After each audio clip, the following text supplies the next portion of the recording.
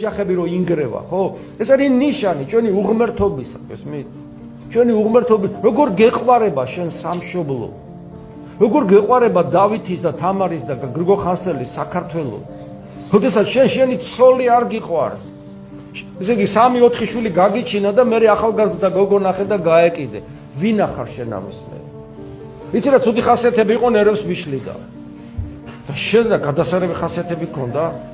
განა ქრისტიანობა მოთმინებას არ გვასწავლის, იშვილები რო გიყვარს, ხარიდან მოგივიდა და პირიქით, ქალებიც აკეთებენ იგივეს, ანუ შენ თუ შენი სხეულის ნაწილი, რომელიც შენი ცოლია, შენ თუ შენი სხეულის ნაწილი, რომელიც შენი ქმარი არ გიყვარს და შენ არ შეგიძლია მისთვის მოკვდე და გასცე საკუთარი თავი ბოლომდე.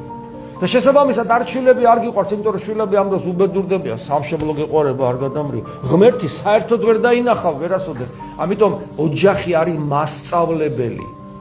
მასწავლებელი ჩვენი ადამიანობისა, ღვთის ხატობით და მსგავსობისა და ჩვენი მასწავლებელი ქრისტეს სიყვარულის.